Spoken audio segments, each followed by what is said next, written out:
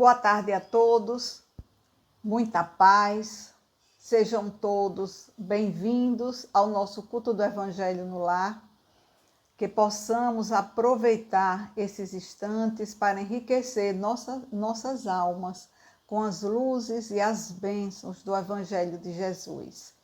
Nós vamos hoje refletir acerca da indulgência, está lá no capítulo 10, Bem-aventurados os que são misericordiosos, e nós vamos fazer a leitura do item 16 como preparação para a nossa prece inicial, a indulgência. Espíritas, queremos falar hoje da indulgência, esse sentimento tão doce, tão fraternal e que todo homem deve ter para com seus irmãos, mas que bem pouco fazem uso.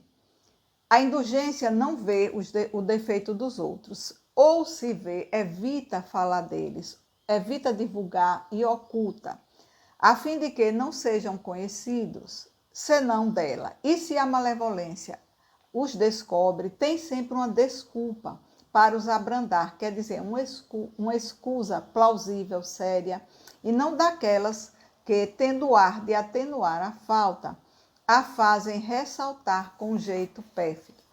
Então, vamos agora fazer a nossa prece inicial. Quem quiser, coloque um copo com água, para que os benfeitores espirituais possam fluidificar. E vamos elevar o nosso pensamento a Deus. Deus, nosso Pai de infinito amor e bondade. Agradecemos, ó Deus, por nessa encarnação podermos conhecer esse Evangelho de Jesus.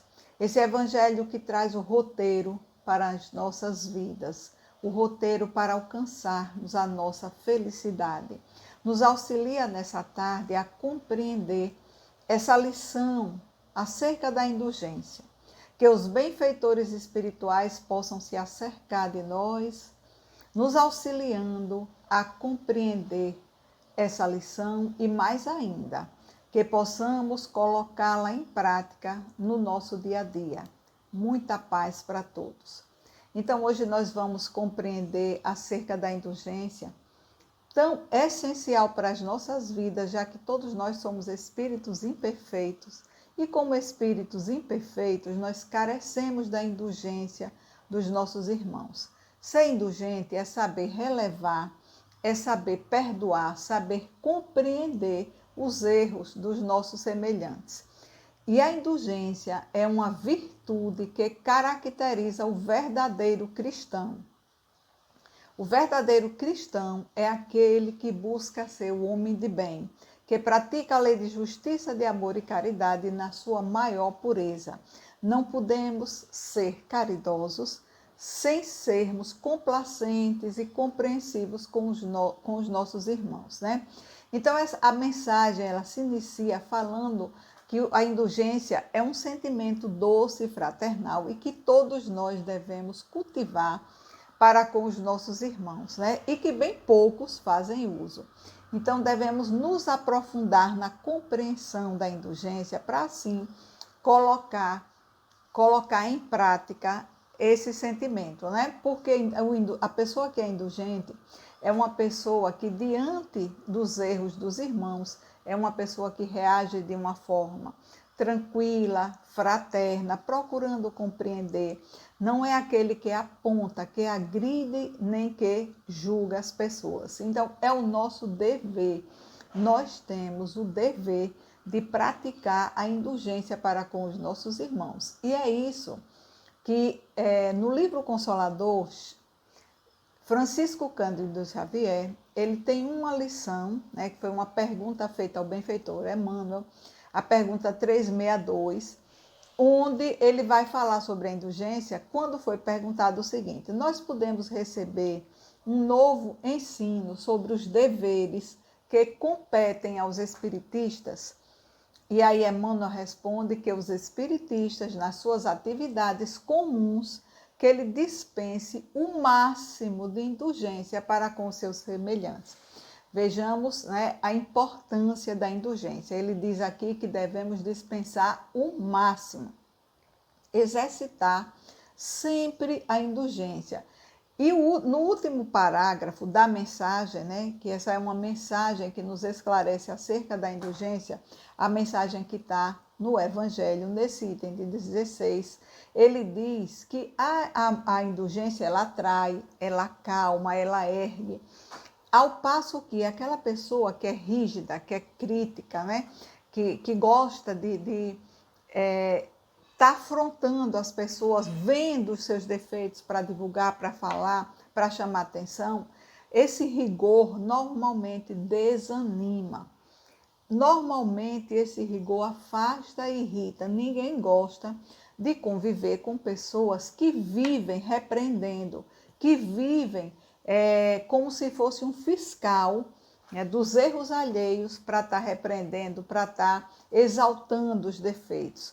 Não, todos nós gostamos de ouvir uma palavra gentil, uma palavra que ajude, ao invés de ser acusado, ao invés de ser aquela palavra que censura e que causa raiva e causa desamor. A melhor maneira de nós combatermos o erro, principalmente daqueles que convivem conosco, é dando exemplo. Não é criticando, não é divulgando, porque qual é o objetivo de criticar e de estar divulgando os erros dos outros, né? Nós só somos responsáveis pelo que nós fazemos.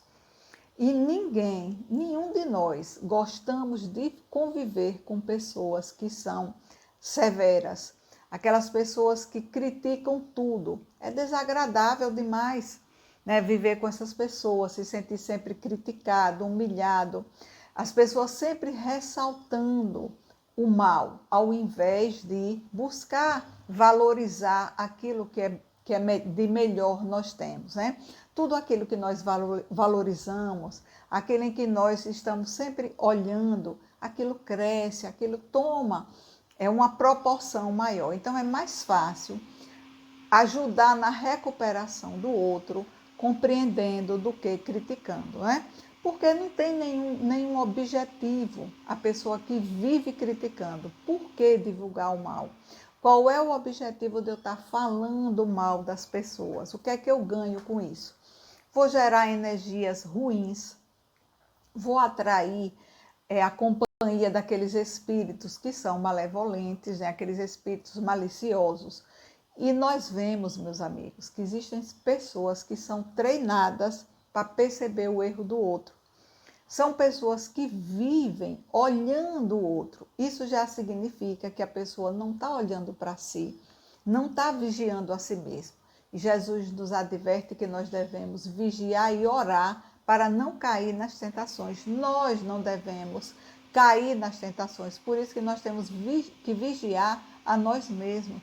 Não importa, né, ficar olhando o erro do outro, porque nós não vamos resolver os erros dos outros, nem tampouco vamos responder, né? Então, falar mal, divulgar o mal, né, é um hábito. Tem pessoas que adquirem esse hábito de estar sempre tecendo comentários pejorativos acerca dos outros. E as pessoas muitas vezes veem erros onde ninguém vê. Então são essas pessoas que se habituam a machucar, a criticar, né? Então são pessoas que você pode fazer 99 vezes algo de bom, mas se você erra uma única vez, ela se fixa naquele erro, né? E se arvoram ainda de dizer: eu não fico calada, tudo que eu vejo eu falo. Isso é um comportamento nocivo, porque esse comportamento faz com que a atmosfera dessa pessoa seja uma atmosfera ruim, negativa, escura. Vê defeito em tudo, acusa a todos. Então, que energia circula ao redor dessa pessoa, né? Então, vamos aproveitar essa lição de hoje sobre a indulgência e exercitar a tolerância. Com certeza, nós vamos vivenciar com pessoas que erram, porque nós também erramos. Mas nós devemos exercitar a tolerância como uma terapia para as nossas relações, procurando compreender as dificuldades dos outros, do mesmo jeito que nós gostaríamos que os outros pudessem compreender as nossas dificuldades. Quando nós julgamos, quando nós acusamos, muitas vezes nós temos um sentimento de vingança, né? Então, às vezes, isso é um sentimento até de prazer. É como se nós estivéssemos querendo nos vingar de alguma coisa. Então, vamos vigiar a nós mesmos, porque a indulgência, quando nós praticamos a indulgência e a tolerância, é uma forma de preservação da saúde das nossas relações interpessoais, em todos os locais, mas essencialmente na família. Então, vamos compreender, buscar compreender os erros dos outros, até porque cada um tem uma história. Se você hoje tem erros que você não mais pratica, é porque você já amadureceu, já compreendeu. Então, é muito mais fácil condenar do que ajudar. Então, ao invés de condenar, vamos buscar perceber alguma forma da gente ajudar a erguer, ajudar a pessoa a se auto-iluminar, né? E não se arvorar de ser aquele juiz da conduta alheia. Até porque Jesus nos deu esse exemplo. Ele não condenou ninguém. Diante da mulher adúltera, o que foi que ele disse? Aquele que estiver sem pecado, atire a primeira pedra. É uma lição para todos nós. Nenhum de nós estamos sem pecados. Então, nenhum de nós podemos atirar a primeira pedra para julgar, para condenar, né, para criticar ninguém. Jesus nos ensinou o caminho da regeneração quando ele disse àquela mulher: vá e não peque mais, né? Vá e não peques mais. Então, se houver a possibilidade da gente ajudar aquele que está errando, de alguma forma, mostrando uma nova forma de viver a vida, né? Encaminhando uma mensagem que possa alertá-lo com relação àquele erro que ele está frequentemente cometendo, tudo bem. Mas se não, vamos silenciar e orar. A oração, ela é poderosa e ela vai, com certeza, fazer muito bem àquele. Na questão 903 do Livro dos Espíritos, Kardec pergunta: há alguma culpa em estudar os defeitos dos outros? Aí os espíritos respondem: se é para criticar e divulgar, há muita culpa, porque é falta de caridade. Quando nós divulgamos o mal, os erros, os equívocos dos outros, nós estamos faltando com a caridade. Mas se identificar aquele defeito é para que a gente possa não cometer, para evitar que a gente cometa, né? Então pode ser útil. É isso que a mensagem, o Livro dos Espíritos nos recomenda. É preciso, né, que a gente não esqueça que a indulgência é uma das virtudes que fazem parte da caridade, né, conforme entendia Jesus. Jesus disse que a caridade era benevolência para com todos, indulgência para com as imperfeições e perdão das ofensas. Então, é uma das virtudes que compõem a caridade. Então, com isso, né, com esse ensinamento que Jesus traz para todos nós devemos já ter como meta nas nossas vidas sermos indulgentes, exercitarmos a indulgência.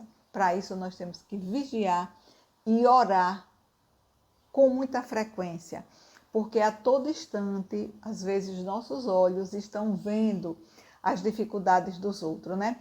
Então, antes de fazer censura ao outro, antes de até divulgar alguma imperfeição, nós vamos perceber quantas imperfeições nós temos, quantos equívocos nós cometemos.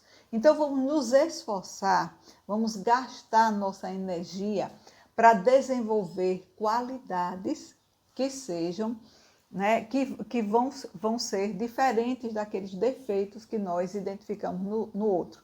Se o outro nós identificamos no outro a avareza, vamos exercitar a generosidade. Se nós observamos que aquele companheiro é um companheiro orgulhoso, então nós vamos nos cuidar e vamos exercitar a humildade. O nosso exemplo será sempre a melhor forma de nós ajudarmos aqueles que convivem conosco. Nós trouxemos um exemplo para compartilhar de 5 estudantes que moravam juntos e que um dia, né, chegou em casa colérico e deu um murro no aparelho de TV e quebrou. Aí vamos ver a atitude desses 4 colegas, né, que moravam com ele, como é que eles reagiram. Um primeiro, né, intransigente, disse logo: infelizmente não tem condição de conviver com esse rapaz. E olha que eles já conviviam há muito tempo, eram estudantes e moravam juntos. Então ele foi intransigente. Já o outro disse o seguinte: olha, contanto que ele possa pagar o prejuízo que ele causou, tudo bem, nós vamos relevar.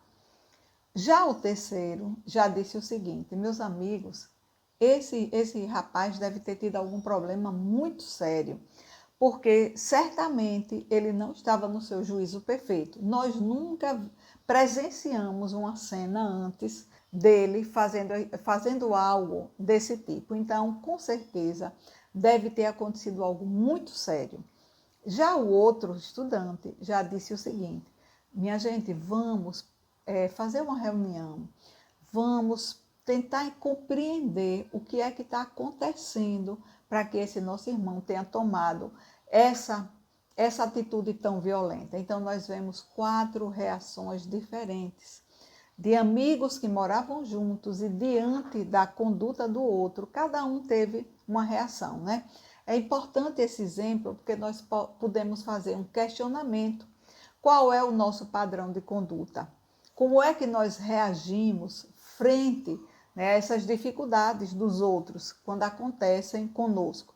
Então, sejamos indulgentes para com todos aqueles que estão ao nosso derredor, principalmente com os nossos familiares, aqueles amigos de trabalho, né? Porque no Sermão do Monte, Jesus nos ofereceu uma nova forma uma nova forma de agir. O que foi que ele falou? Ouviste o que foi dito, olho por olho, dente por dente. Eu, porém, vos digo. Então, ele dá uma nova forma de agir diante das ofensas, né? Diante do inimigo. Quando ele diz: aquele que fere na face direita, oferece a outra face, oferece também a esquerda. Aquele que quer lhe tomar a túnica, dá também o manto. Então, nós vemos aqui uma nova forma de agir perante as ofensas, perante as injúrias, não revidando, mas compreendendo e oferecendo a face da indulgência, da compreensão, a face do amor, né?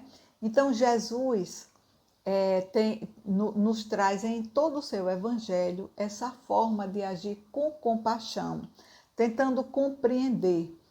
Inclusive, Joana de Ângeles tem uma mensagem que ela diz que nós devemos ter compaixão com aquele que cai. Porque só o fato dele ter caído já é suficiente, já gera para ele sofrimento suficiente. Então, nós temos que compreender a fraqueza do outro. Emmanuel nos diz que os homens são bem mais frágeis do que verdadeiramente maus. Então, vamos compreender a fragilidade dos outros do mesmo jeito que a gente quer, a gente precisa, a gente anseia que o outro não seja aquele juiz implacável diante das nossas ofensas, diante dos nossos erros. Nós que já estamos aqui buscando conhecer o Evangelho, já estamos aqui buscando vivenciar, sentir o Evangelho do Cristo. E André Luiz, ele tem uma mensagem quando ele diz que, em se reportando à indulgência, lembre-se que o verbo pode ser definido em variadas comparações. A palavra de bondade é uma semente de simpatia. Vejam, quando nós falamos algo de bom, nós estamos jogando nos terrenos, né, nos corações, semente de simpatia. Já a acusação, a frase que acusa, que critica, É como se nós agravássemos uma ferida que já está aberta, uma ferida que já está sangrando, que está gerando dor. O otimismo é luz no caminho. Já o grito de cólera é aquele curto-circuito que vem trazer sofrimento, dores. Então, o diálogo construtivo é sempre a terapêutica restauradora. Busquemos apaziguar os nossos corações diante dos momentos de crise que muitas vezes nós passamos, de coisas que nós ouvimos, que nos agridem, que nos ferem. Então, buscamos apaziguar o coração e buscar o diálogo construtivo e terapêutico para diluir aquelas energias. Porque a palavra de otimismo e de compreensão vai gerar um mal-estar, né? Então, a frase, quando ela é calmante, ela gera paz. Já aquele grito, o verbo agressivo, é indutor da doença. Então, a indulgência é aquela atitude que leva à paz.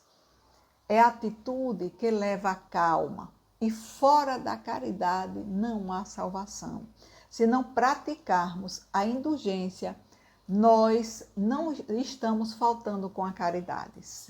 Sejamos indulgentes para com os outros, do mesmo jeito que nós esperamos que os outros possam ser indulgentes para conosco. Muita paz, muita luz na nossa caminhada e vamos à nossa prece final de agradecimento a Deus por esses instantes unidos nessa vibração de amor. Deus, nós agradecemos do fundo das nossas almas por esses instantes em que pudemos estar aqui alimentando os nossos corações, as nossas almas, com esse alimento, com essa luz que é o Evangelho do Cristo. Hoje, em especial, refletindo acerca da indulgência.